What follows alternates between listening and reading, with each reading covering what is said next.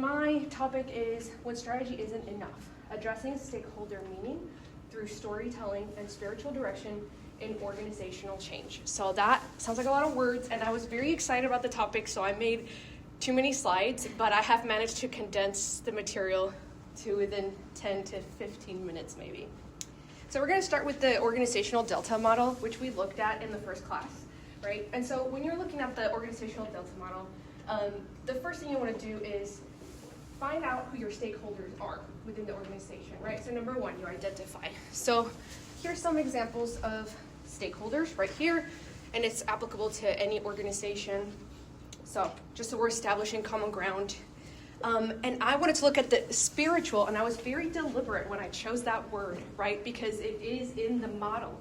And so spiritual or meaning needs of the stakeholders, and those can be used interchangeably, right? And so I didn't want people to be afraid of that word because it is in our model and in OB, organizational behavior literature. So here is the stakeholder spiritual meaning needs. So every human, it gets kind of existential, right? But it's true at both the individual and the organizational level. So we all have meaning needs of purpose, identity, coherence, dignity, values, feeling like you're contributing to something bigger than yourself. And it can be religious for some people and even for some organizations that are faith-based, but it doesn't have to be. And just to interject here. Yeah. There's an entire, I belong to the Academy of Management, so all management scholars across the world belong to the Academy of Management. There's an entire interest group or subset of them that explore this precise topic of the intersection of work and spirituality. And everything Monsi says is spot on so far. So. Yay. Awesome. I spent way too much time on this. Okay, so purpose, an example is why does this work matter? Identity, who am I here? Or at the organizational level, like who are we, you know? And obviously that has to do with the mission and the values of the organization, but what we're talking about is within the stakeholder needs. So we haven't moved on even into the organization yet.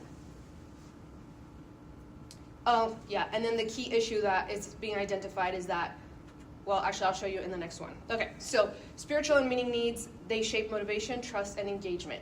So obviously, when they're not being met, it's going to show up in the opposite way, right? You're going to have people that are not motivated, people that can't trust their leaders, people that are not engaged with what their organization is doing. That stems from the spiritual and meaning needs. So this gap right here that we talked about, right? Because once you go through this process of trying to change, you know, when you start with the mission, vision, and values, you go to system structures and processes, you go to the action and behaviors, right? Because this is the beginning. It stems from there if you want to work your way backwards. Here's the current reality of where the organization is at. This is the desired future, right? And that gap or the pain that we talked about can show up as resistance, or at least it can be perceived as resistance by managers of an organization.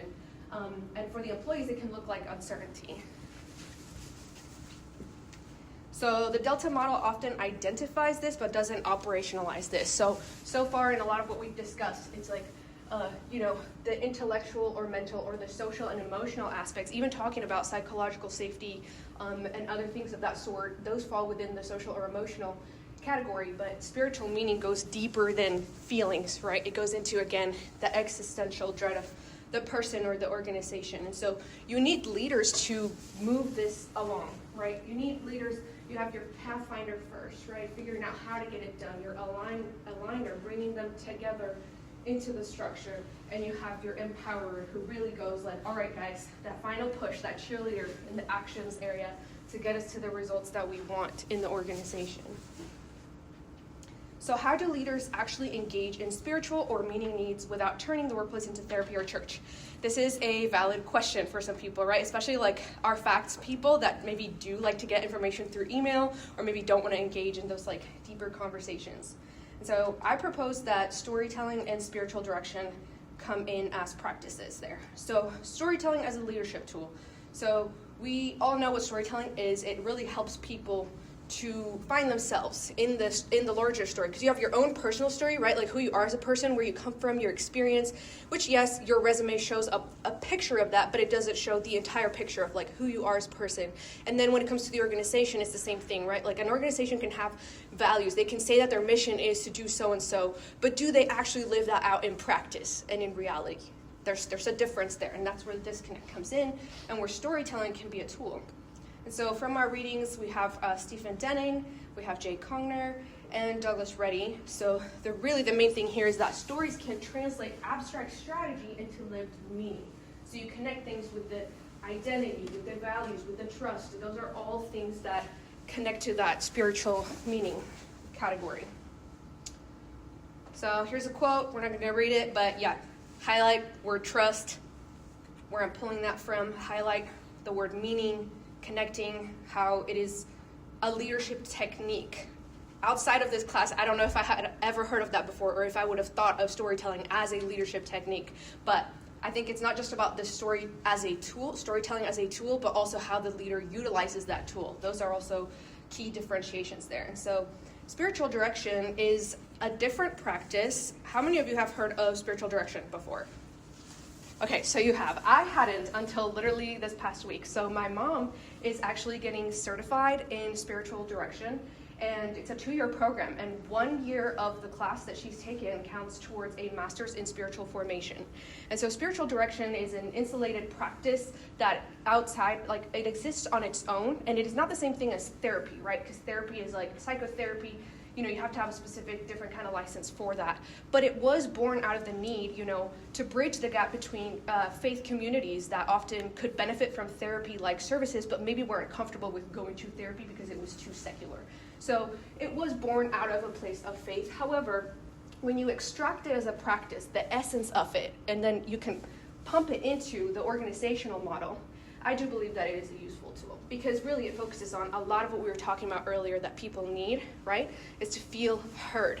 And so deep listening and attentiveness specifically to the values and the purpose, like listening is one thing, but listening to understand what the values of a person are, what their spiritual needs are as a supervisor, that's different, right? Or as a stakeholder, what are the needs of this person that wants to partner with us? Because they don't just, when you're, requesting money to write grants, in some cases it's like, you're not just requesting money, you're requesting it for a specific purpose. Purpose is one of the spiritual needs. What is the purpose? You have to define that. And so, this is a quote that I really liked. Imagine being deeply heard without being fixed, coached, or analyzed. Has anybody here felt like they were ever heard that way?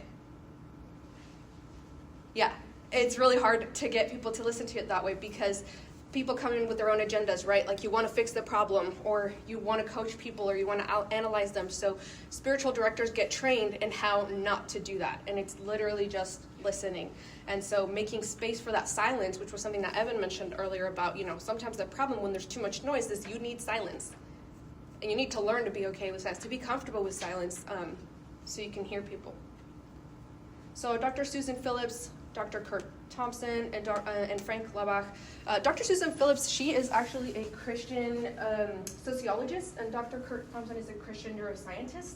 And so both of them kind of demonstrate that idea that, there can be things that are born out of a faith perspective, but there are tools that can be applied to the business world. And so to give an example outside of the spiritual or meaning needs, I know for some people it can be a little uncomfortable maybe to think about it that way.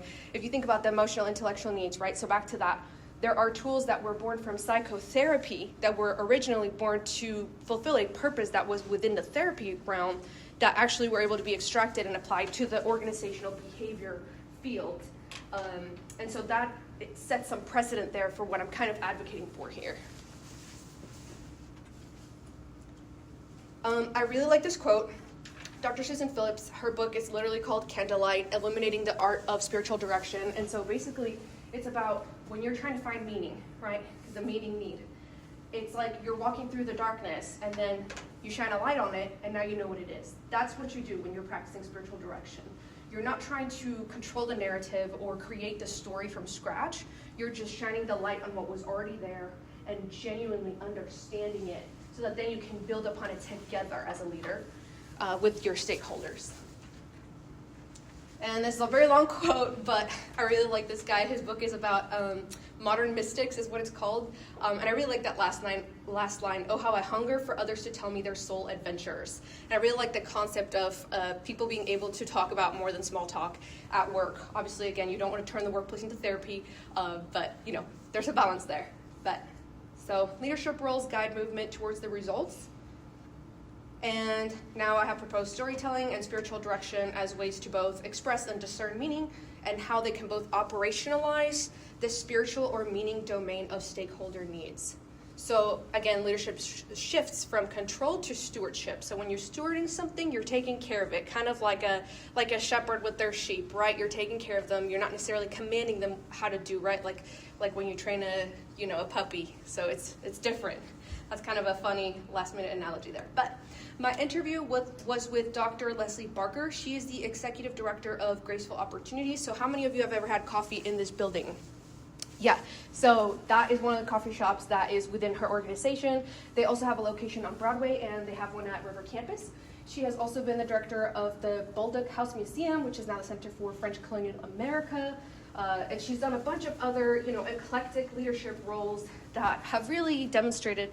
She said the most interesting thing about this interview was that some of the questions I had were about transition. I didn't reveal what the topic was about so as to not bias the interview. I just conducted the interview on its own, and then I revealed to her after the fact. But a lot of her responses pretty much fit exactly what I was going for here. And coincidentally, she actually has led all of these organizations through pivotal moments where they were changing their mission, or they were expanding, or they were growing in some way. And so she's very familiar with transition, which is what the organizational Delta model is all about. So yeah, she said, don't reduce the relationships, the stakeholders, to finances because it becomes sterile. The heart of it is what makes people want to stay long term, and I would argue that the heart of it is also the soul of it, which connects it to the spiritual meaning. So, yeah. Some of the things that are here are literally findings from the interview that I've already kind of discussed, so I do feel like the interview validated the points that I'm making today. And I really love when she said here, and again, she didn't know that I had a model, and that's where I was going off of, right? But she said, can you draw a model of what you're seeing, right? As a supervisor, like before coming in and making assumptions that you know what people are doing, that the way the organization works, that you draw a model and you show your team and you say, hey, is this actually how this organization works? Like, are you guys actually operating in this way? I think that demonstrates humility as a leader to come in and be able to do that. And the opposite end of that is, being in a role and not being given the trust, not being given, people not understanding that, you come in with your own experience, and instead of asking what your capabilities are, they might assume what you can or can't do, right? So again, back to the resume, maybe based on your resume, they might say oh, well, I don't really think that she'd be good at that, or I don't really think that he'd be a good fit for that project, but they haven't even asked you if you've been able to do that yet. And so I love the idea of asking questions, which connects it to spiritual direction. So, storytelling. This is the only quote that I really do want to read verbatim because I love it. She said, I think stories are invaluable tools for reaching past somebody's logic and into their motivations and their heart and their understanding. So an example that she gave was she had to speak at the Cape Chamber of Commerce and introduce Graceful Opportunities.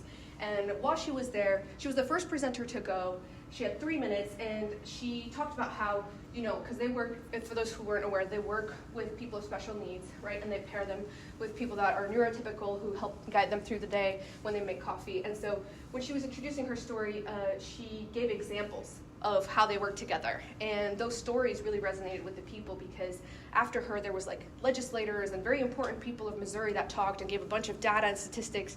But there were people in the audience that came up to her at the end and they were like, I really like when you said this, or I really connected with when you said that. And so she said they were quoting her words back to her. They remembered things that they shouldn't have remembered, like it had already been so many presentations in between, but the story resonated with them, and that's why they remembered. And I told her, I thought that was funny. I said, I doubt that anybody came up to somebody and said, that statistic that you just presented, that was really, what was that again? That really stuck with me. It's just harder to remember that. And so here's another example. This is my favorite example.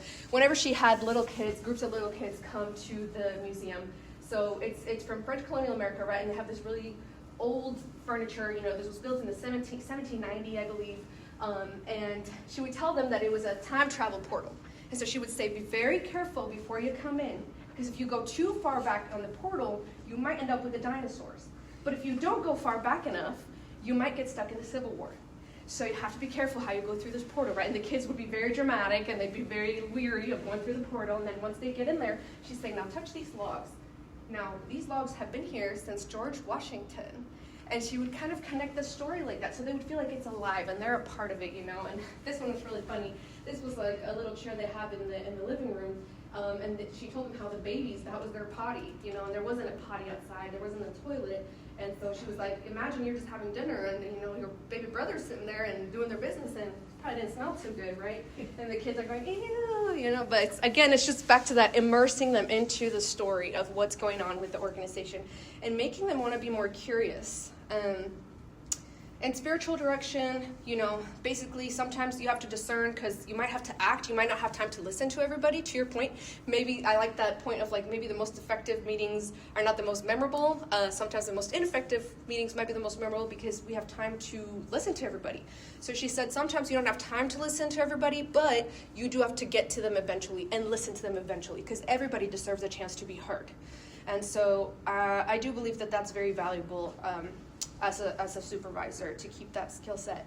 And that last piece, she said that they have a 90-minute meeting every week with good news, and she likes to cultivate dissent. I don't think that a lot of managers like that necessarily. So that dissent, right? She said, I don't want a yes team. I want people that will tell me, you know, where's the challenge going to be? Where's the obstacle? Where's the resistance coming from? And that resistance is that pain, that gap that we were talking about, right? Between the results that we have and the future that we want. And she's already looking to identify it. And she's already using spiritual direction as a practice without calling it that, right? You don't have to call it that. She's already using tools from spiritual direction to find where resistance is coming from. And so there we go, operationalizing that spiritual meaning within the model, not just identifying it, but operationalizing it. And so here we have a little image of, you know, storytelling. I believe it should always be at the center of every organization, strategically, of course, you know, not just for the sake of it. And then spiritual direction is most relevant to the pathfinder, right? Connecting the stakeholders to the mission, vision, and values. However, I don't think it should exist there exclusively. I think it can move along with the other leadership styles as well. And lastly, I do believe that both together serve to bridge that gap for the spiritual needs component, at least, of what's not being met. I have some more examples if we have time. I'm already at 18 minutes. Would you like me to go or save them for if we have time later? I think a couple minutes. Let's go ahead and dig in, pick your favorite, and let's do Okay. another 3 or 4 minutes on. So my favorite example would probably be when I went to school at the University of Oregon. That was my bachelor's. So they have a prayer room for Muslim students there, and I believe that that serves a spiritual need. They had even a wudu station outside of it because, you know, they need to do washing before they can go in and pray. So I think as an example of a secular organization meeting a spiritual need that would be classified as religious. And then actually Graceful Opportunities is a faith-based company, but it is not a hiring requirement for them. So again, while Dr. Leslie uses faith birth practices to interact with her workers, she doesn't impose her faith upon them. Yeah, I also worked at this secular company that offered me prayer breaks before, and Partners in Prevention in Missouri, which works with higher ed institutions. They have a lot of restorative practices like meditation, which is born from, again, a spiritual context within a Buddhism or Hinduism, and it's pretty normalized now for higher ed professionals to have access to that as like a benefit or like as a tool within their work. So, yeah, pretty much those are the implications. I think I've already said all that, so you already get it. And with the conclusion, really, effective leadership integrates system, strategy, and soul. So, yeah, that's it. Thank you. Any questions for her?